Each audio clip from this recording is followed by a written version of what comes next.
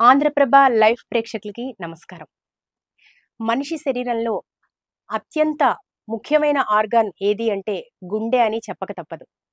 శరీరంలోని అన్ని భాగాలకు రక్తాన్ని ప్రసారం చేసే గుండె ఎంతో కష్టపడే అవయవం.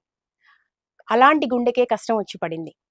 ప్రస్తుతం మారుతున్న జీవన విధానం, ఆహారపు అలవాట్లు గుండెని కుంగదీస్తున్నాయి. భారతదేశంలో సంభవించే ప్రతి 4 మరణాల్లో 1 మరణం గుండెపోటుతో సంభవిస్తుంది అంటే పరిస్థితి తీవ్రత ఎంత ఉందో అర్థం చేసుకోవచ్చు. ఏజీ హాస్పిటల్ నుంచి senior consultant cardiologist, director of cath lab doctor Anuj Kapadia గారు మనతో ఉన్నారు. మాట్లాడదాం. సార్ నమస్కారం, వెల్కమ్ అండి.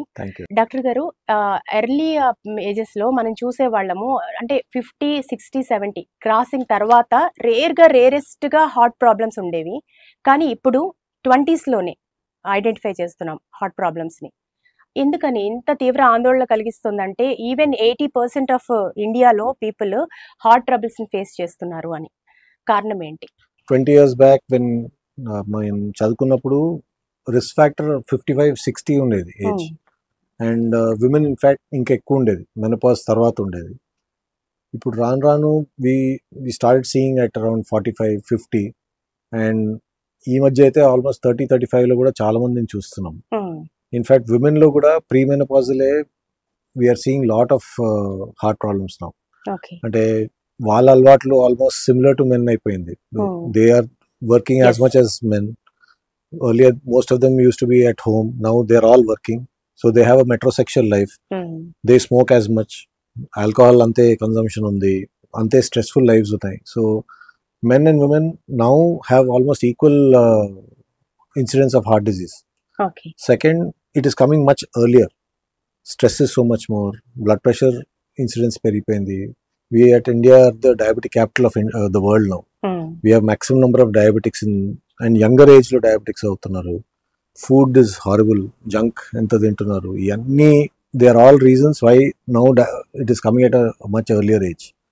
So that's one of the most common reasons now. Okay, ఇప్పుడు మీరు చాలా రీజన్స్ చెప్పారు కదా డాక్టర్ గారు. దాంట్లో మనం చూసుకుంటే ఇప్పుడు హైపర్ టెన్షన్ అనేది చాలా ఎక్కువగా ఉంది. ఇప్పుడు పర్సంటేజ్ చూసుకుంటే కూడా హార్ట్ ట్రబుల్స్ లో రూరల్ అర్బన్ లో తీసుకుంటే రూరల్ లో వచ్చేసి 7% ఉంటే అర్బన్ లో వచ్చేసి 13-14% గా చూపిస్తున్నాయి సర్వేలు. సో హైపర్ టెన్షన్ అనేది ఒక మేజర్ ప్రధాన కారణం అనుకోవచ్చా హార్ట్ ట్రబుల్స్ కి? One of the main reasons blood pressure. So blood pressure initially 140/90 అనుకునే వాళ్ళం, but we are seeing it at a much earlier stage now. 120/80 is a standard for the whole population. కొంతమందికి 100/60 ఉండొచ్చు, కొంతమందికి 130/80 ఉండొచ్చు.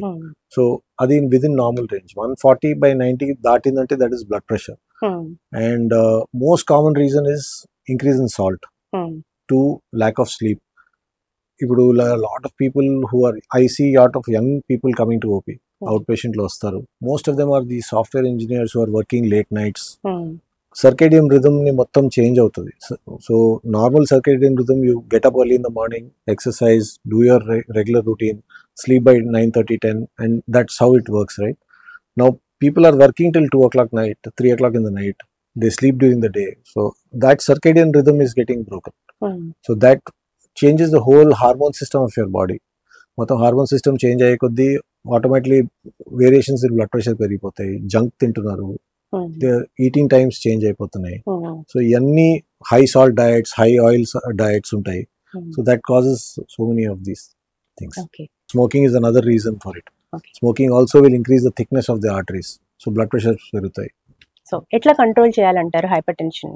First thing is మన grandparents ఏం చేసేవారు, అది చేస్తే బెటర్.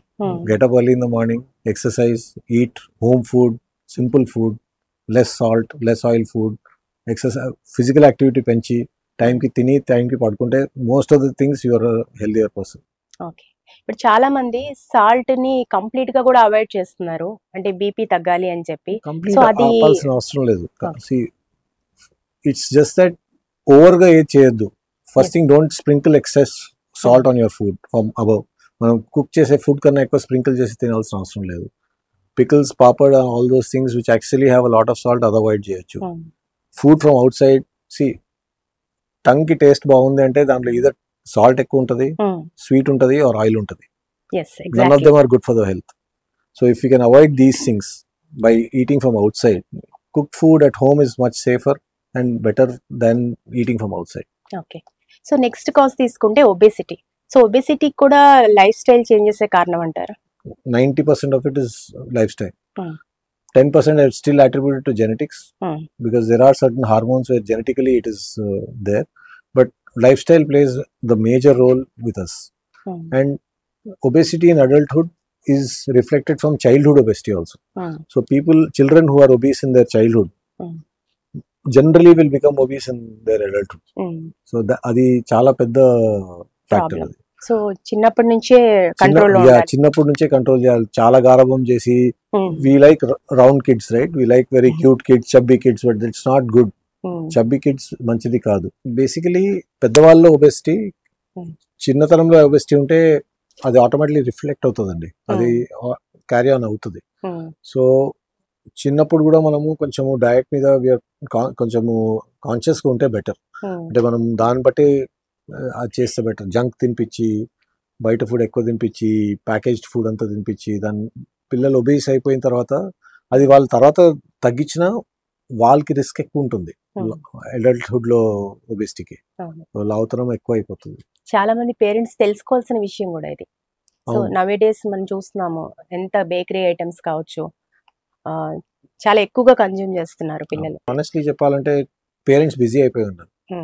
వాళ్ళని హ్యూమర్ చేయడానికి, వాళ్ళని బిజీగా పెట్టడానికి, అండ్ వాళ్ళని ప్యాంపర్ చేయడానికి, and to compensate for that time junk తినిపిస్తారు వాళ్ళకి. అవన్నీ ఈజియర్ గెట్ అవేస్ ఉంటాయి. సో దానివల్ల ఇవన్నీ అలవాటు అయిపోతాయి.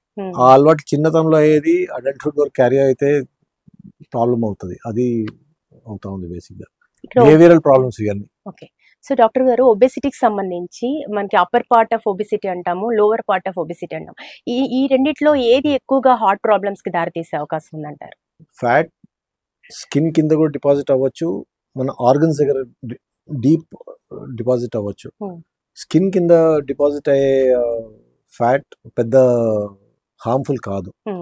ఆర్గన్స్ దగ్గర సెంట్రల్ ఒబెసిటీ అంటారు, పొట్ట దగ్గర, హిప్స్ దగ్గర డిపాజిట్ అయ్యే ఫ్యాట్ ఈజ్ నాట్ గుడ్. అది ఆక్సిడైజ్ అవుతుంది. అది ఆక్సిడైజ్ అయ్యి దాంతో ఇన్ఫ్లమేషన్ డెవలప్ అవుతుంది. Inflammation is basically there is ఒక కైండ్ ఆఫ్ ఇన్ఫెక్షన్ అప్పుడు ఎట్లా ఉంటుంది, అట్లా బాడీలో ఆ ఫ్యాట్ వల్ల సైటోకైన్స్ అని అంటారు, అది రిలీజ్ అవుతాయి. అది మోస్ట్ హార్మ్ఫుల్. ఆ ఇన్ఫ్లమేషన్ వల్లే ఫ్యాట్ డిపాజిషన్, హార్ట్ అటాక్స్ రావడం, బ్రెయిన్ స్ట్రోక్స్ రావడం, ప్రతి ఆర్టరీస్ లో కొలెస్ట్రాల్ డిపాజిట్ అవ్వడం, కిడ్నీ ఎఫెక్ట్స్ అవ్వడం, ఇవన్నీ ఇన్ఫ్లమేషన్స్ వల్ల అవుతాయి. సో ఆ సెంట్రల్ ఒబెసిటీ వల్ల అవుతుంది. ఆ ఒబెసిటీ మనం కంట్రోల్ చేయడం చాలా ఇంపార్టెంట్. అండ్ దానికోసం మోస్ట్ ఇంపార్టెంట్ థింగ్ ఎక్సర్సైజ్ అండి. ఆ ఎక్సర్సైజ్ అండ్ లో fat diet, more high fibre diet తినడం చాలా ఇంపార్టెంట్. చాలా మంది ఒబెసిటీని కంట్రోల్ చేసుకోవడానికి ఫుడ్ మానేస్తుంటారు, అంటే ఫుడ్ డైట్ ఒక్కటే ఇంపార్టెంట్ అనుకుంటుంటారు. ఎట్లా చూడాలి మనం ఈ విషయాన్ని? ఆనెస్ట్లీ స్పీకింగ్ 70% డయట్, 30% ఎక్సర్సైజ్ అండి. విరాట్ కోహ్లీ ఒకసారి ఒక స్టేట్మెంట్ వేసాడు, it is easy for me, నా ఎక్సర్సైజ్ నేను చేయడం చాలా ఈజీ ఎవ్రీడే. సేమ్ ఫుడ్ నేను రోజు తినడం, నా బాడీని ట్రైన్ చేసుకోవడం చాలా కష్టం. అది ట్రైన్ చేసుకునేటోడు ఈజీగా హెల్త్ ఇంకా కాంకర్ చేయగలుగుతాడు. ఫుడ్ ని మనము ఒక వ్యసనం, అది ఇట్స్ లైక్ అ లస్ట్. మనం 3 days బ్యాక్ ఏం తిన్నాం మనకు గుర్తుండదు. ఆ టైంలో మనం నో చెప్పేస్తే అయిపోతుంది, మన తర్వాత బాధపడడం దాని గురించి. కాకపోతే ఆ టైంలో నో చెప్పడం మనం మోస్ట్ ఆఫ్ ద టైం అది మనకు కష్టం అవుతుంది, వెరీ డిఫికల్ట్. సో అది మనం కంట్రోల్ చేసేయగలిగితే సగం ప్రాబ్లమ్ సాల్వ్ అయిపోతాయి. అవునండి, కరెక్ట్. అలాగే హార్ట్ బ్లాక్స్ వచ్చినప్పుడు స్టంట్స్ వేసేటప్పుడు కూడా చాలా స్టంట్స్ వేయాల్సి ఉంటే డయాబెటిక్ పేషెంట్స్ కి చాలా టైం తీసుకుని వేస్తూ ఉంటారు. దానికి ఏంటి కారణం ఏంటి డాక్టర్ గారు? అంటే జనరలీ డయాబెటిక్స్ లో మల్టిపుల్ బ్లాక్స్ ఉన్నాయి అనుకోండి, surgery better. Small short blocks ఉన్నాయి అనుకోండి, 1-2 ఆర్టరీస్ లో ఉంటే స్టెంట్స్ బెటర్. అండ్ చేసేటప్పుడు కూడా డయాబెటిక్స్ లో కిడ్నీ ఇష్యూస్ కూడా కామన్ గా ఉంటాయి. సో జనరలీ అవన్నీ చూసుకుంటా చేస్తాము. సో క్రియాటిన్ ఎక్కువ ఉందనుకోండి, క్రియాటిన్ ఒక పారామీటర్ కిడ్నీ ఫంక్షన్ చూసుకోవడానికి. క్రియాటిన్ ఎక్కువ ఉందనుకోండి, జనరలీ స్టేజ్ చేస్తాము స్టెంట్స్ అయితే. బైపాస్ అయితే జనరలీ మొత్తం హైడ్రేట్ చేసి టైం తీసుకొని కొంచెం స్టెబిలైజ్ చేసిన తర్వాత చేస్తాము. సో అవన్నీ చూసుకొని చేయాల్సి ఉంటుంది. ఓకే. అలాగే ఇప్పుడు హార్ట్ ప్రాబ్లమ్స్ గురించి మళ్ళీ కమింగ్ బ్యాక్ మనం అక్కడికి వస్తే, అసలు ఫస్ట్ సిమ్టమ్స్ ఎట్లా ఉంటాయి? ఒక పేషెంట్కి హార్ట్ ట్రబుల్ వచ్చింది, మనకి ఆ ఇబ్బంది ఉంది అని తెలియడానికి ఎలాంటి ఫ్యూ వార్నింగ్స్ ఏంటి డాక్టర్ గారు? మోస్ట్ ఆఫ్ ద టైం ఎమర్జెన్సీలో వచ్చే పేషెంట్స్ గురించి చెప్తున్నాను. 30 to 40% ఆఫ్ పేషెంట్స్ హాస్పిటల్కి వస్తారు, అసిడిటీ అనుకునే వస్తారు. ఆ అసిడిటీని డిఫరెన్షియేట్ చేయడం వాళ్ళు చాలా కష్టం అవుతుంది. మేము ఈసీజీ చూసి హార్ట్ అటాక్ అన్నా వాళ్ళు నమ్మరు చాలాసార్లు. ఎందుకంటే one situation in the world is like that, doctors మీద ఒక డౌట్ తోనే చూస్తారు. యాక్చువల్గా గ్యాస్ట్రిక్ అసిడిటీ రెండు కూడా సిమిలర్ గా ఉంటాయి. హార్ట్ ప్రాబ్లమ్ అది వాళ్ళు డిఫరెన్షియేట్ చేయలేరు. సో రెండోది వాళ్ళకి యాక్సెప్టెన్స్ దట్ హార్ట్ అటాక్ వచ్చిందని సెకండ్ ప్రాబ్లం ఉంటుంది. సో వాళ్ళు డినయల్లో ఉంటారు. మూడోది ఆ సిమ్టమ్స్ సో సిమిలర్ ఉంటాయి, వాళ్ళు they don't want to accept that it's a heart problem. But most common thing is ఎప్పుడు రాని అసిడిటీ వచ్చింది అనుకోండి, ఎప్పుడు అంత బర్నింగ్ రాలా, బట్ ఈసారి అంత బర్నింగ్ వస్తుందంటే generally heart problem. Middle of the night లో లేవాల్సిన వచ్చింది బర్నింగ్ సెన్సేషన్ తో, అది 90% of the time heart problem ఉంటుంది. Early morning chest pain, early morning burning chest లో ఉందనుకోండి, 90% it is heart problems. Because ఆ టైంలో బాడీలో అడ్రినలిన్ చాలా ఎక్కువ ఉంటుంది when you are getting up in the morning. So ఆ టైంలోనే హార్ట్ అటాక్స్ ఎక్కువ ఉంటాయి. Early morning heart attacks 3 and 6 మధ్యలో మాక్సిమం ఉంటాయి. సో మేము హాస్పిటల్లో కూడా అదే చూస్తూ ఉంటాము. Maximum number of emergencies and heart attacks వచ్చేది మార్నింగ్ 3 to 6 మధ్యలో వస్తాయి. బికాస్ ఆ టైంలో hormone levels are so that attacks వచ్చే ఛాన్సెస్ ఎక్కువ ఉంటాయి.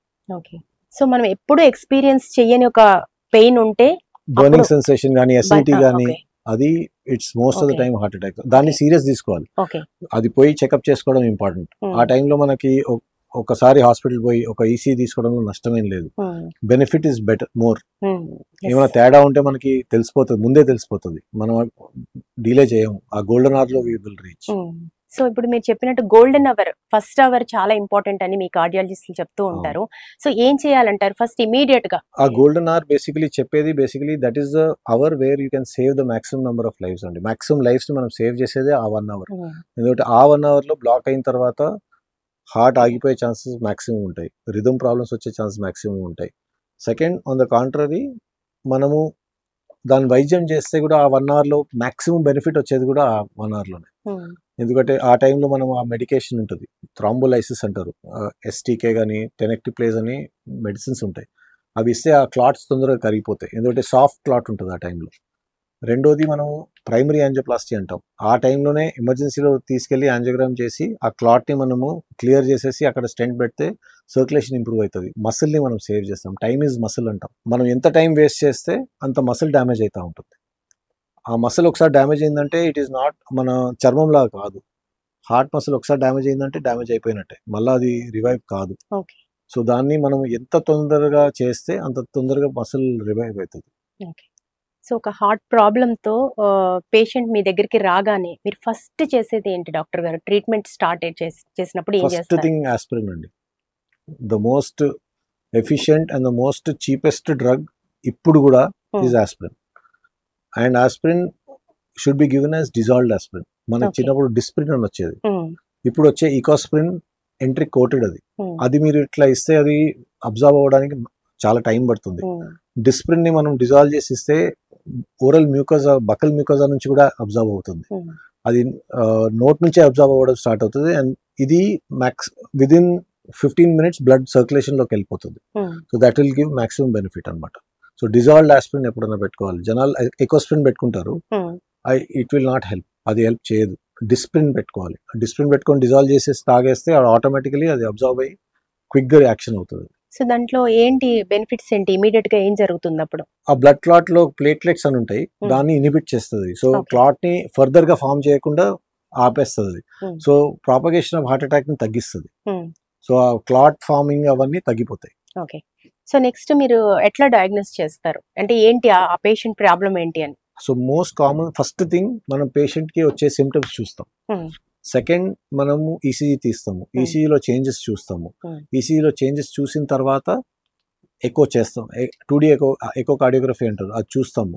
అది చూసేసి దాన్ని బట్టి మనము ఎంజైమ్స్ కొన్ని బ్లడ్ టెస్ట్ ఉంటాయి, ట్రోపోనిన్ అనే ఎంజైమ్ ఉంటుంది, CPK-MB అనే ఎంజైమ్ ఉంటుంది. ఆ ఎంజైమ్స్ చెక్ చేస్తాం. అవి ఎలివేటెడ్ ఉన్నాయి అనుకోండి, ఆ టైంలో ఇమీడియట్ గా మనం ట్రీట్మెంట్ స్టార్ట్ చేస్తాం.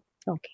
ఇప్పుడు ట్రీట్మెంట్ స్టార్ట్ చేసినప్పుడు యాక్చువల్గా పేషెంట్కి సర్జరీ అవసరం అవుతుందా, లేకపోతే ఎనీ అదర్ ట్రీట్మెంటా, దాని గురించి ఒకసారి డీటెయిల్గా చెప్పండి డాక్టర్. సో బేసిక్లీ ఒక్కసారి మనకి ఎస్టాబ్లిష్ అయింది హార్ట్ అటాక్ అని, ఆ హార్ట్ అటాక్ అనేది ఎస్టాబ్లిష్ అయిన తర్వాత మనం ప్రిలిమినరీ బేసిక్ మెడికేషన్ ఇస్తాం. ఎకోస్ప్రిన్ అని, క్లోపిటోగ్రెల్ అని, స్టాటిన్ అని ఉంటుంది, కొలెస్ట్రాల్ రెడ్యూస్ చేసే మెడిసిన్ ఉంటాయి. ఈ అన్నిటితో హార్ట్లో ఇన్ఫ్లమేషన్ తగ్గిస్తుంది. అది తగ్గిన తర్వాత ఆ ప్రిలిమినరీ మెడిసిన్ ఇచ్చిన తర్వాత పేషెంట్తో మాట్లాడి, ఫ్యామిలీతో మాట్లాడి, the best treatment still primary angioplasty అని అంటారు. ఆ టైంలోనే క్యాథ్లాబ్ తీసుకెళ్ళి యాంజియోగ్రామ్ చేసి దానిలో స్టెంట్ పెడతాం అనమాట. దాన్ని ప్రైమరీ యాంజియోప్లాస్టీ అంటారు. ఒప్పుకోగలేదనుకోండి, లేదంటే ఆ హాస్పిటల్లో ఫెసిలిటీ లేదు ప్రైమరీ యాంజియోప్లాస్టీ, దానికోసం క్యాథ్లాబ్ అవసరం ఉంటుంది. అలాంటి ప్లేసెస్లో థ్రాంబోలైసిస్ అని అంటారు, ఒక బ్లడ్ క్లాట్ ని కరిగించే మెడిసిన్ ఇస్తాము. సో దాంతో కూడా blood clots 50-60% of the times కరుగుతుంది. సో ఇవన్నీ these are ways initial treatment చేసి లైఫ్ సేవింగ్ మెడిసిన్స్ ఇవి. ఇప్పుడు ఈ యాంజియోగ్రామ్ గురించి కూడా చాలా మందికి అవేర్నెస్ లేదు. యాంజియోగ్రామ్ గురించి చాలా డౌట్స్ కూడా ఉన్నాయి. ఏంటి డాక్టర్ గారు యాంజియోగ్రామ్ ఎట్లా చేస్తారు, దానిలో ఉన్న డీటెయిల్స్ ఏంటి? వెరీ సింపుల్ టెస్ట్ అండి. It's very simple test. Angiogram 2 types తో చేస్తారండి. ఒకటేమో regular invasive angiogram, conventional angiogram అంటారు. Most of the time 90% of the times చేతి నుంచే చేస్తాం. 2 to 3 minutes పడుతుంది చేయడానికి, మాక్సిమం 5 minutes అనుకోండి. దాని నుంచి అవ్వదు. పేషెంట్ కూడా ఏం సెడేట్ ఏం చేయము, లోకల్ అనెస్థీసియా అంటారు. జస్ట్ ఇక్కడ కొంచెం నొప్పి రాకుండా చేసేసి ఒక వైర్ పాస్ చేసి లోపల కాంట్రాస్ట్ అని ఉంటుంది, అయోడిన్ కాంట్రాస్ట్ ఉంటుంది, అది ఇంజెక్ట్ చేస్తాము. క్లాట్స్ ఏమైనా ఉన్నాయా, బ్లాక్స్ ఏమైనా ఉన్నాయా మనకు తెలిసిపోతుంది. పేషెంట్తో మాట్లాడుకుంటానే చేస్తాం. అది it's a very simple thing. Morning వస్తారు పేషెంట్, ఒక 2 hours ఫాస్టింగ్ ఉంటే సరిపోతుంది, and within 2 hours after the procedure ఇంటికి పంపించేస్తాం. So that's all an angiogram. అది CT స్కాన్తో చేస్తే యాక్చువల్లీ కాంట్రాస్ట్ ఎక్కువ ఇవ్వాల్సి ఉంటుంది, రేడియేషన్ కూడా ఎక్కువ ఉంటుంది. ఒక్క CT స్కాన్లో ఆల్మోస్ట్ మనం చేస్తే 1000 ఎక్స్రేస్ అంతా రేడియేషన్ పోతుంది. వేరేజ్ మనం యాంజియోగ్రామ్ చేస్తే హార్డ్లీ 100 ఎక్స్రేస్ అంతా రేడియేషన్ ఉంటుంది. So regular angiogram based on the situation is better always. So surgery విషయానికి వస్తే చాలా సర్జరీస్ ఉన్నాయి. ఒక స్టంట్ దగ్గర నుంచి తీసుకొని angioplasty, open heart surgery, bypass surgery, ఈ రకంగా. సో ఏ పేషెంట్ కి ఎలాంటి సర్జరీ అవసరం అవుతుంది డాక్టర్ గారు? అంటే జనరలీ స్మాల్ లీజన్స్ ఉన్నాయి, 80-90% లోకల్ లీజన్స్ ఉన్నాయి, ఒకటే ఆర్టరీలో ఉందో 2 arteries లో ఉన్నాయి అనుకోండి, ఆ స్టెంట్తో సరిపోతుంది. దాన్ని యాంజియోప్లాస్టీ అంటాం. యాంజియోప్లాస్టీతో బలూన్తో ఓపెన్ చేసి దానిలోనే స్టెంట్, ఒక మెటల్ మెష్ ఉంటుంది, దాన్ని అక్కడ బలూన్తోనే ఉబ్బేసి చేస్తాము. సో దట్ అక్కడే ఓపెన్ అయిపోతుంది, అది రక్త ప్రసారం మంచిగా అయిపోతుంది. దాన్ని స్టెంటింగ్ అంటామండి. జనరలీ చేసిన 48 hours లోపలే డిశ్చార్జ్ చేసేస్తాం పేషెంట్ని. మల్టిపుల్ బ్లాక్స్ ఉన్నాయి, బ్రాంచెస్లో బ్లాక్స్ ఉన్నాయి, వేర్ మనం స్టెంట్ పెట్టినా కొన్ని బ్రాంచెస్ని మనం ఏం చేయలేము అనుకోండి, అది సర్జరీ పంపించడం బెటర్. సో బైపాస్ సర్జరీలో ఇప్పుడు ఓపెన్ హార్ట్ సర్జరీ ఇదివరకు అనేవారు, ఎందుకంటే హార్ట్ని అప్పుడు స్టాప్ చేసి చేసేవారు. ఇప్పుడున్న టెక్నాలజీలో అలా ఏం లేదు. ఇప్పుడు అంతా బీటింగ్ హార్ట్ సర్జరీ అంటారు, ఆఫ్ పంప్ సర్జరీ అంటారు. హార్ట్ నేమ్ ముట్టను కూడా ముట్టరు. సో రక్తాలు పైన ఉంటాయి, హార్ట్ పైన ఉంటాయి. సో హార్ట్ నేమ్ ఆపరు, జస్ట్ 2 millimeters ని అక్కడ ఫ్రీజ్ చేస్తారు. హార్ట్ బీట్ అవుతూనే ఉంటుంది, ఓన్లీ 2 millimeters ఫ్రీజ్ చేసి అక్కడ దాన్ని ఆర్టరీని సూచర్ చేసేస్తారు. సో కొత్త ఆర్టరీ తీసుకొచ్చి బ్లాక్ ని బైపాస్ చేసి అక్కడ పెట్టేస్తారు. So they bypass the block. So 4 days లో ఇంటికి వెళ్ళిపోతున్నారు ఈ మధ్య. అండ్ అనెస్థీసియా కూడా విదిన్ 3 hours రివర్స్ చేసేస్తారు, 3 hours లో వెంటిలేటర్ తీసేస్తారు, నెక్స్ట్ డే మార్నింగ్ కల్లా నడిపియడం స్టార్ట్ చేసేస్తారు. సో ఇదివరకులా లేదు, it's become much more sophisticated. And in fact ఇప్పుడు కొంతమందికి వేర్ మల్టిపుల్ గ్రాఫ్ట్స్ అవసరం లేన వాళ్ళకి కీహోల్ సర్జరీస్ కూడా చేసేస్తున్నాం. ఇన్ఫాక్ట్ ఏజ్లో మేము ఇప్పుడు రోబోటిక్ బైపాస్ కూడా స్టార్ట్ చేసేసాము. సో రోబోటిక్స్ తో కూడా చేసేస్తున్నాం ఇప్పుడు. ఓకే. సో మీరు యాజ్ ఏ డాక్టర్ గా అంటే మీరు ఎన్ని సర్జరీస్ చేశారు ఇప్పుడు వరకు? ఇప్పుడు 1,00,000 పైన ఉంటాయండి. ఓకే. 1 lakh కౌంట్ లేదు. అందులో సక్సెస్ రేట్ ఎంత డాక్టర్ గారు? అంటే 95 to 97% ఆఫ్ ద టైమ్స్ ఏం ప్రాబ్లమ్స్ రావండి. Because technology is become, it's not our greatness as cardiologist, it's the technology is greatness. Technology అంత సొఫిస్టికేటెడ్ అయిపోయింది that things are much more easier to do now. So generally 95 to 97% ఏం problem రాదు. Okay. And ఆ 3% కూడా చాలా sick patients లో కొన్నిసార్లు operate చేయాల్సి ఉంటుంది. అక్యూట్ హార్ట్ అటాక్స్ వస్తారు, బ్లడ్ ప్రెషర్స్ ఉండవు. Okay. Desperately we try to save somebody. Save Yes. చేయడానికి పోయినప్పుడు కొన్నిసార్లు ప్రాబ్లమ్స్ వస్తాయి. Yes. చాలా లేట్ గా, చాలా చాలా లాస్ట్ లేట్ మినిట్ గా లో. వచ్చిన వాళ్ళు Yes. కొన్నిసార్లు అన్ఫార్చునేట్ ఉంటుందండి. We cannot treat everything. So okay. అట్లాంటి సిచ్యువేషన్ మీకు ఫేస్ అయిందా, అంటే మీరు చూసారా? అవుతుందండి. It's 22 years no since I'm working. So అవన్నీ వస్తాయి. ఓకే. సో ఓపెన్ హార్ట్ సర్జరీకి టైం ఎంత తీసుకుంటుంది డాక్టర్ గారు? ఓపెన్ హార్ట్ సర్జరీ ఇప్పుడు 1.5 2 hours లో అయిపోతుందండి. 2 hours లో సర్జరీ అయిపోతుంది. మాక్సిమం 2 hours లో అయిపోతుంది. ఇంకో 2-3 hours లో వెంటిలేటర్ కూడా తీసేస్తారు. So patient can talk to their family in maximum 6 hours after bypass surgery. Okay. ఇప్పుడు ఏదైనా patient pre surgery, post surgery ఎట్లా ఉంటారు, ఎలాంటి లైఫ్ స్టైల్ లీడ్ చేయొచ్చు? ఇది మోస్ట్ కామన్ క్వశ్చన్ అందరు అడిగేది బేసికలీ. బికాజ్ వాళ్ళకి భయం ఉంటుంది సర్జరీ తర్వాత ఏం చేయలేరు, రెస్ట్రిక్టెడ్ లైఫ్ ఉంటుందని. అలాంటిది ఏం లేదండి. దే విల్ వాళ్ళు సర్జరీ ముందు, జబ్బు వచ్చే ముందు ఎలా ఉన్నారో అన్నీ చేయగలుగుతారు. మా ఫ్రెండ్స్ ఉన్నారు, వాళ్ళ పేరెంట్స్ ఉన్నారు, who do everything including playing badminton, playing tennis, everything they do. So దాంట్లో ఎక్కడ కూడా లైఫ్ స్టైల్లో మనము ఏది ఆపాల్సిన అవసరం ఉండదు. ఆపేది only bad habits and lifestyle change చేయాల్సింది. Otherwise nothing. ఎక్సర్సైజెస్ కూడా కామన్ గా వెళ్ళొచ్చు, ఎవ్రీథింగ్ వాళ్ళు చేయొచ్చు. జిమ్ కి వెళ్ళడం కానీ. జిమ్ వెళ్ళొచ్చు, they can cycle, they can run. Bypass అయిన తర్వాత దేర్ ఆర్ మ్యారథాన్ రన్నర్స్. అదేం లేదండి. ఓకే. అది మిత్. అది రెస్ట్రిక్టెడ్ లైఫ్ ఉండాల్సి వస్తుంది అని అలాంటిది ఏం లేదు. చాలా మందిలో ఉన్న డౌట్ అసలు. అవునవును. డయట్ చేంజ్ చేయమని చెప్తాము. రెగ్యులర్ మెడిసిన్స్, ఇన్ఫాక్ట్ మెడిసిన్స్ కూడా చాలా తక్కువ ఉంటాయి. జనరలీ 6 months బైపాస్ తర్వాత హార్డ్లీ 1 or 2 టాబ్లెట్స్ ఉంటాయి వాళ్ళకి. ప్లస్ వాళ్ళ డయాబెటీస్ అవన్నీ ఉంటే.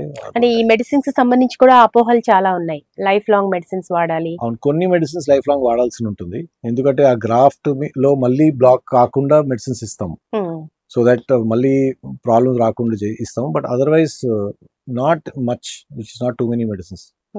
పీపుల్ వాళ్ళు జాగ్రత్తలు తీసుకోలేదు, మళ్ళీ స్మోకింగ్ స్టార్ట్ చేస్తారు, ఫుడ్లో చేంజెస్ రారు, వాళ్ళకి ఆబ్వియస్లీ ప్రాబ్లమ్స్ పెరుగుతూనే ఉంటాయి. వాళ్ళ డయాబెటీస్ కంట్రోల్లో ఉండదు. సో వాళ్ళకి ఆబ్వియస్లీ మెడిసిన్స్ పెరుగుతాయి. ఇప్పుడు చాలా మందిలో లైఫ్ స్టైల్ చాలా బాగున్నా, మంచి ఎక్సర్సైజ్ చేస్తున్నా కూడా, ఎలాంటి ప్రాబ్లం లేకపోయినా కూడా మనం హార్ట్ ట్రబుల్స్ చూస్తున్నాం. కారణం ఏంటి డాక్టర్ గారు? మనం రీసెంట్ గా చూసాము. ఇప్పుడు సినిమా యాక్టర్స్ లో కూడా రాజ్ కుమార్, కన్నడ రాజ్ కుమార్ జిమ్ చేస్తూనే ఆయన చనిపోయారు హార్ట్ ట్రబుల్ తోటి. సో ఎందుకని? అంటే జనరలీ వన్ ఇస్ జెనెటిక్స్ అండి. జెనెటిక్ మ్యూటేషన్స్ ఉంటాయి. సో వాటి వల్ల కూడా ప్రాబ్లమ్స్ వస్తాయి. అది మనం కంట్రోల్ చేయలేము. సో బట్ కంట్రోల్ చేయాల్సింది మనం. ద ఓన్లీ థింగ్ దాన్ని మనం నెగెక్ట్ చేయాలంటే ఎక్సర్సైజ్ చేసి మన లైఫ్ స్టైల్ మంచిగా మెయింటైన్ చేసుకోవడం తప్ప రెగ్యులర్ చెకప్స్ చేయించుకోవాలి. రెగ్యులర్ చెకప్స్ చూసుకొని what ever the doctor says అవి ఫాలో చేయడం ఇంపార్టెంట్. అంటే జెనెటిక్ రీజన్స్ కూడా ఉంటాయంటారు. జెనెటిక్ రీజన్స్ చాలా ఇంపార్టెంట్ రీజన్స్ అండి. ఇన్ఫాక్ట్ ఫ్యామిలీలో హిస్టరీ ఉందనుకోండి, నెక్స్ట్ జనరేషన్ కి if they don't take care properly 10 years ముందే వస్తుంది. సపోజ్ పేరెంట్స్ లో 70 years లో వచ్చింది అనుకోండి, నెక్స్ట్ జనరేషన్ లో 60 లో వచ్చే ఛాన్సెస్ ఉంటాయి. అట్లా. సో అది జాగ్రత్త చూసుకోవడం ఇంపార్టెంట్. సో మీరు చాలా ఎక్కువ మందిలో అలాంటివి చూసారా? అలాంటి కేసెస్ చూసారా? చూస్తున్నామండి. ఈ మధ్య ఇంకా ఎక్కువ చూస్తున్నాం. ఎందుకంటే లైఫ్ స్టైల్ కూడా బాగాలేదు. సో అది ఇంకా ఎక్కువ తొందర ప్రెసిపిటేట్ అవుతా ఉంది. అలాగే ఇప్పుడు ఎక్సర్సైజెస్ విషయానికి వస్తే, ఎలాంటి ఎక్సర్సైజెస్ మా హార్ట్ ట్రబుల్స్ రాకుండా ఉండడానికి తోడ్పడతాయి అంటారు? ఆల్ ఎక్సర్సైజెస్ ఆర్ గుడ్ మా. అన్ని ఎక్సర్సైజెస్ చేసుకోవచ్చు. కార్డియో చేసుకోవచ్చు, ఐసోమెట్రిక్ అంటారు, ఐసోటోనిక్ ఎక్సర్సైజ్ అంటారు, basic yoga is also good. A exercise అన్నా పర్వాలేదు. డైలీ ఒక 45 minutes మనము మన బాడీ మీద స్పెండ్ చేస్తే చాలా ఎక్కువ, మోర్ దెన్ ఇనఫ్. అది మన రెగ్యులర్ బేసిస్. ఇవాళ చేసి 2 hours చేసి మళ్ళీ వారం చేయకుండా ఉంటే మంచిది కాదు. డైలీ half an hour చేస్తే చాలా యాక్చువల్లీ, బట్ రెగ్యులర్లీ చేయాలి. అది ఇంపార్టెంట్. అలాగే ఫుడ్ హ్యాబిట్స్ ఎట్లా ఉంటే బాగుంటుంది డాక్టర్ గారు? మా పేషెంట్స్ అదే చెప్తాను. 15 days లో ఒక రోజు చీటింగ్ డే పెట్టుకోండి, ప్రాబ్లం లేదు. బట్ ఆ మిగతా 14 days కొంచెము హోమ్ ఫుడ్, వెజిటేరియన్ ఎంతవరకు, maximum vegetarian. I'm not saying non veg తినొద్దు, బట్ ఎంతవరకు వెజిటేరియన్ తినగలితే ఆయిలీ ఫుడ్, సాల్టీ ఫుడ్ తగ్గించి తింటే better. Alcohol once in a while is fine. Smoking is completely no. Even 1 cigarette మంచిది కాదు. Smoking is bad, hookah is bad, vaping is bad. Vaping కొత్త fad develop అయి ఉంది, but దానిలో ఉన్న nicotine, దానిలో ఉన్న ప్రాబ్లమ్స్ చాలా ఎక్కువ. దాంతో పాప్కార్న్ లంగ్ అని వస్తుంది, లంగ్ మీద చాలా ఎఫెక్ట్ వస్తుంది. లంగ్ లో ఉన్న ఆల్వియోలైలో ఇన్ఫ్లమేషన్ చాలా ఎక్కువ వస్తుంది దాంతో. అంటే ఆల్కహాల్ తీసుకునే వారి లాగానే స్మోకింగ్ చేసే వాళ్ళకి కూడా హార్ట్ ట్రబుల్స్ ఎక్కువ ఉండే అవకాశం ఉందంటారా? చాలా ఎక్కువ అండి. ఇప్పుడు ఉన్న ఈ అన్ని మీరు రిస్క్ ఫ్యాక్టర్స్ అన్నారు కదా, నాకు భయం వచ్చేది ఓన్లీ 2 మెయిన్ రిస్క్ ఫ్యాక్టర్స్ అండి. One is obesity and second is smoking. ఈ రెండిటి నుంచే అన్నీ వస్తాయి. మీకు ఒబీస్ ఉన్నారనుకోండి, మీ స్మోకింగ్ ఉందనుకోండి, అన్నిటితో బ్లడ్ ప్రెషర్ ఎక్కువ అవుతుంది, డయాబెటీస్ ఎక్కువ అవుతుంది, ఆ అన్నిటితో మళ్ళీ హార్ట్ ప్రాబ్లమ్స్, అన్ని ప్రాబ్లమ్స్ డెవలప్ అవుతాయి. సో ఈ రెండు కంట్రోల్ చేసుకోవడం చాలా ఇంపార్టెంట్. ఈ ఆహారపు అలవాట్లతోటి కొలెస్ట్రాల్ పెరగటం, సో ఇక్కడ బ్యాడ్ కొలెస్ట్రాల్ వల్ల మెయిన్ ప్రాబ్లం గా చూస్తున్నాం ఇప్పుడు మనం, ఎక్కువ మందిలో చూస్తున్నాం. ఇది ఎంతవరకు కారణం అవుతుంది అంటారు హార్ట్ ట్రబుల్స్ కి?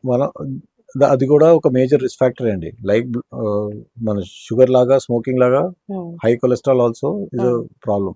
హై కొలెస్ట్రాల్ లో కూడా మళ్ళీ దానిలో ఆక్సిడైజ్డ్ ఎల్డిఎల్ అని ఉంటుంది, స్మాల్ డెన్సిటీ ఎల్డిఎల్ అని ఉంటుంది. ఆ రెండు మోస్ట్ డేంజరస్ అండి.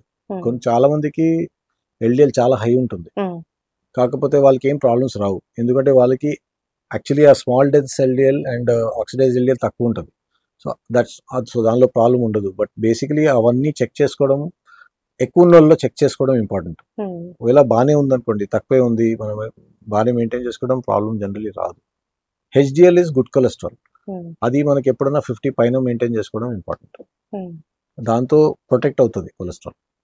డాక్టర్ గారు, బేరియాట్రిక్ సర్జరీ గురించి డీటెయిల్ గా మనం మాట్లాడుకుంటే, ఒబెసిటీని ట్రీట్ చేయడానికి ఇది సరైన విధానమేనా? చాలా మందిలో ఒక డౌట్ ఉంటుంది, టెన్షన్ ఉంటుంది ఇట్లాంటి సర్జరీస్ చేయించుకోవాలంటే. అంటే బేసికలీ బేరియాట్రిక్ సర్జరీ మనం చేసేది ఒబీస్ పీపుల్లో, అందరూ ఒబీస్ లో కాదు.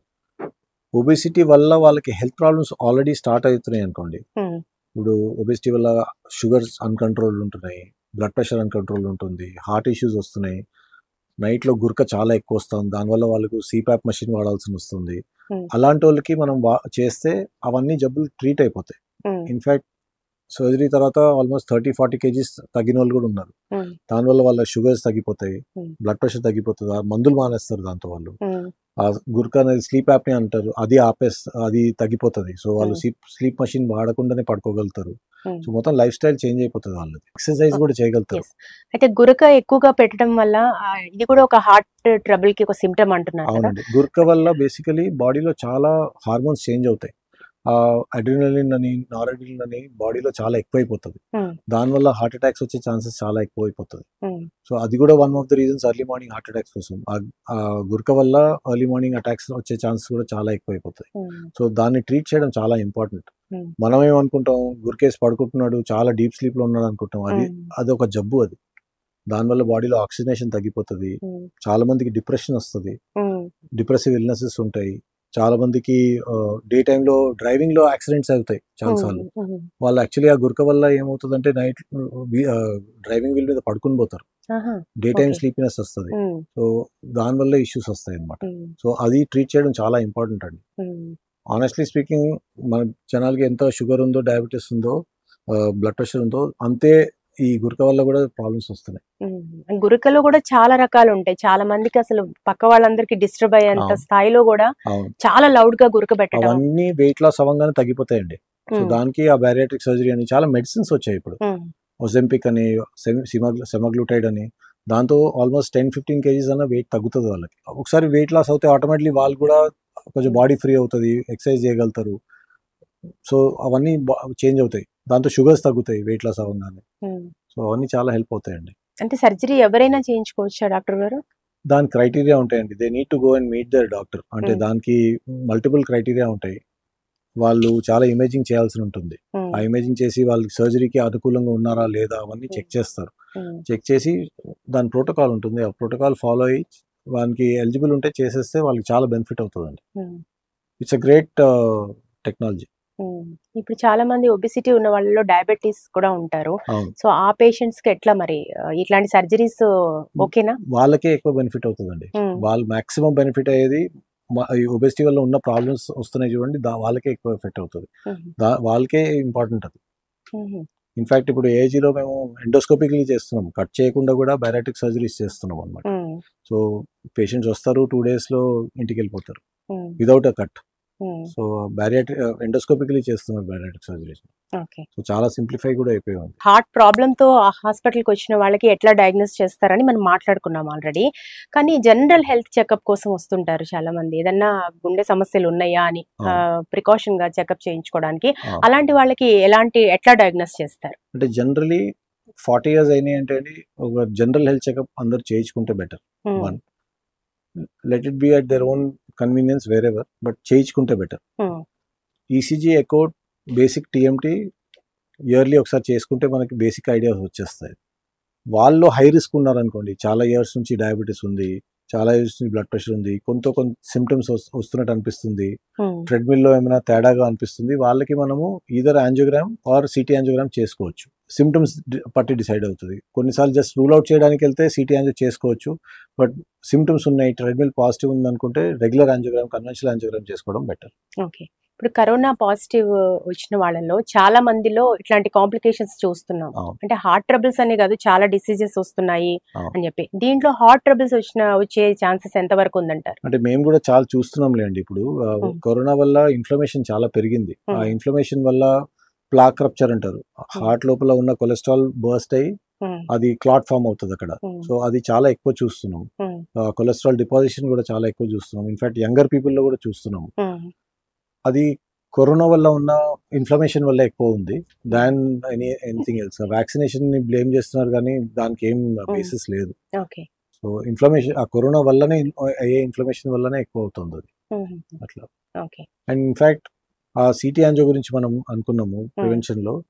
సిటీ యాంజియో ఒక్కసారి చేసామంటే దాని తర్వాత ఒకవేళ బాగుంది అనుకోండి, చాలా మంది ఇప్పుడు ఏమవుతుందంటే ఎఫ్లూయెంట్ పీపుల్ ఎస్పెషలీ 3-4 years ఒకసారి చేయించుకుంటా పోతున్నారు. అది మంచిది కాదండి. చాలా ఎక్కువ రేడియేషన్. ఆ రేడియేషన్ ఎఫెక్ట్స్ 15-20 years తర్వాత తెలుస్తాయి మనకి.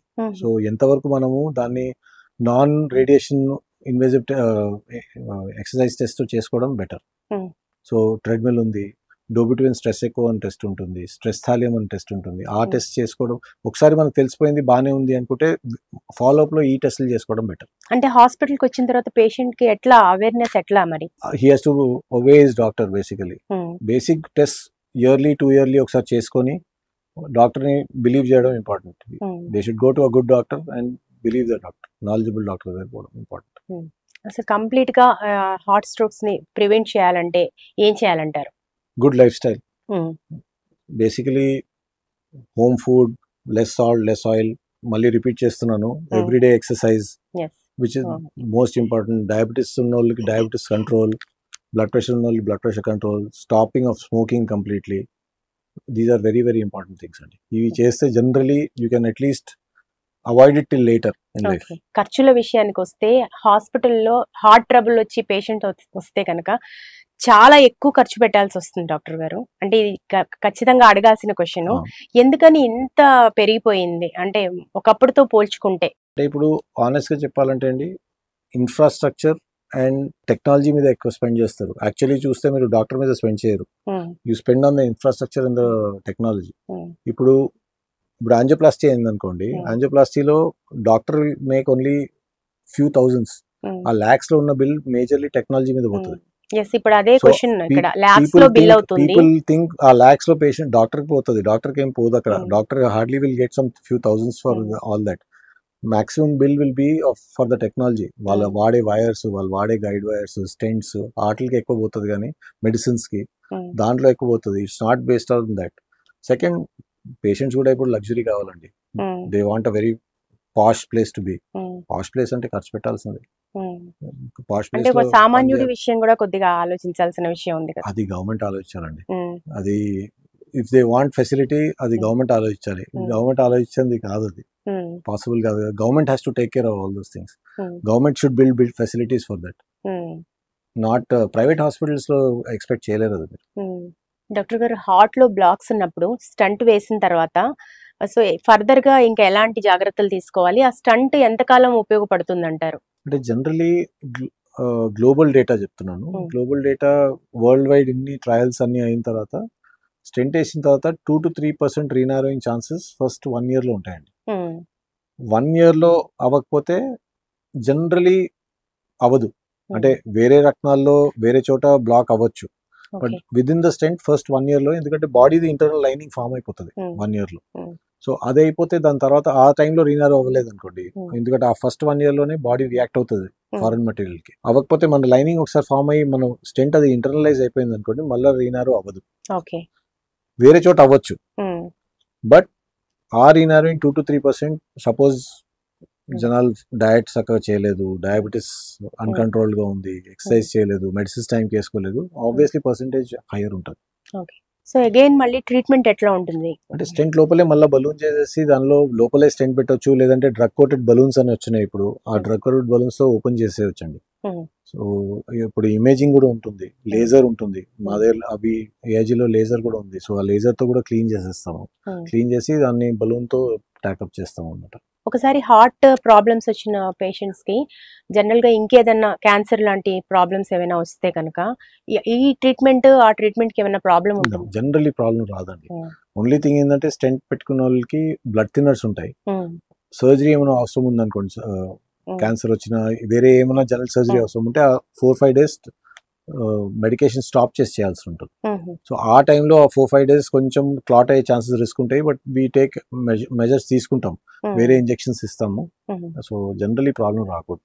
ఓకే డాక్టర్ గారు, చాలా మందిలో మనం చూస్తున్నాము లిమిట్లెస్ గా వర్కౌట్స్ చేయడము అండ్ డైట్స్ కూడా ఎక్సెస్ డైట్స్, ఇవి ఎట్లా చూడాలి అసలు హార్ట్ ట్రబుల్స్ కి, అంటే హార్ట్ ప్రాబ్లమ్స్ రావడానికి ఇవి ఎట్లా కారణం అవుతాయి? రీసెంట్ టైమ్స్ లో ఎస్పెషల్లీ చాలా చూస్తున్నాం కదా, చాలా మంది డెత్ అవుతోంది. అవి ప్రాబ్లీ ప్రీవియస్లీ కూడా అవుతా ఉన్నాయి, బట్ ఇప్పుడు కొంచెము సోషల్ మీడియా వల్ల కూడా కొంచెం ఓవర్గా ఎక్స్పోజ్ అవుతా ఉన్నాయి. బట్ డెఫినెట్లీ వన్ థింగ్, మనము ఎక్సెస్లో ఏది చేయకూడదు. ఇప్పుడు ఎక్సర్సైజ్ స్టార్ట్ చేసినా జనాలు సడన్గా చాలా హై లెవెల్ ఎక్సర్సైజ్ స్టార్ట్ చేసేస్తారు, గ్రాడ్యువల్గా బిల్డప్ చేయరు. ఎక్సర్సైజ్ నెక్స్ట్ 30-40 years చేయాలి కదండి. గ్రాడ్యువల్గా బిల్డప్ చేసుకోవడంలో తప్పేం లేదు. గ్రాడ్యువల్గా బిల్డప్ చేస్తే ఆటోమేటిక్లీ బాడీ కూడా అక్లమటైజ్ అవుతుంది. ఆ బాడీ అక్లమటైజ్ అయ్యి మీ హార్ట్ రేట్స్, మీ బ్లడ్ ప్రెషర్స్ అన్నీ స్లోగా ఆ ఎక్సర్సైజ్ అక్లమటైజ్ అవ్వకుండా మీరు చాలా హై ఎండ్ వరకు వెళ్ళొచ్చు. బట్ సడన్గా దానికి వెళ్తే బాడీ కూడా అక్లమటైజ్ అవ్వదు, ఆటోమేటిక్లీ ప్రాబ్లమ్స్ వస్తాయి, హార్ట్ అటాక్స్ వస్తాయి. ఎందుకంటే సర్క్యులేషన్ దానికి అంత అడాప్ట్ ఉండదు, దానికి అంత తట్టుకునే శక్తి ఉండదు. స్లోగా బిల్డప్ చేసుకుంటే ఆటోమేటిక్లీ కొలాటరల్స్ ఉంటాయి, బ్లడ్ వెసల్స్ ఎక్కువ డెవలప్ అవుతాయి. బ్లడ్ వెసల్స్ డెవలప్ అయ్యే కొద్దీ ఆటోమేటిక్లీ దాన్ని తట్టుకునే శక్తి ఉంటుంది. అది లేకుండా చాలా హై ఎండ్లో ఎక్సర్సైజ్ చేస్తారు, దాంతోపాటు చాలా స్ట్రిక్ట్ డయట్స్ చేస్తున్నారు, extremely strict diets, ketosis develop చేస్తారు. ఆ యాసిడోసిస్ బాడీలో యాసిడ్ కూడా ఎక్కువ డెవలప్ అవుతుంది. యాసిడ్తో ఏంటంటే వాళ్ళు చేసేది దానికి సో దట్ యాప్టైట్ తగ్గాలని, వెయిట్ లాస్ అవ్వడానికి. అవన్నీ మంచివి కావు, ఏది ఎక్సెస్లో మంచిది కాదు. మోడరేషన్ చాలా చాలా important. Moderately exercise, moderate diet, proper sleep, అవి చాలా ఇంపార్టెంట్ అండి. చాలా మంది కోచ్లను కూడా పెట్టుకోకుండా చాలా సెల్ఫ్ గా మీరు చెప్పినట్టు తట్టుకునే శక్తి ఉందా లేదా అని ఆలోచించకుండా కూడా ఎక్సర్సైజెస్ చేయడం కూడా ఒక కారణం కావచ్చు అనుకుంటా. పాసిబుల్ అండి, ఎందుకంటే ఏది ఎక్సెస్ లో బాడీ తట్టుకునే శక్తి ఉండదు కదండి. సో ఏదన్నా మోడరేషన్ చాలా ఇంపార్టెంట్. డాక్టర్ గారు, మీరు స్టూడియోకి వచ్చి కార్డియాక్ ఇష్యూస్ కి సంబంధించి చాలా విషయాల్ని, అంటే డైట్ నుంచి తీసుకొని డయాబెటీస్, అలాగే ఒబెసిటీ, హైపర్ టెన్షన్, వీటన్నిటిని ఎట్లా కంట్రోల్లో ఉంచుకోవాలి, హార్ట్ ట్రబుల్స్ ఎందుకు వస్తాయి, ఎట్లా ట్రీట్మెంట్ తీసుకోవాలి, చాలా విషయాలు చాలా ఇన్ఫర్మేటివ్ గా మాకు తెలియజేసినందుకు థ్యాంక్ యూ సో మచ్ అండి. Thank you so much.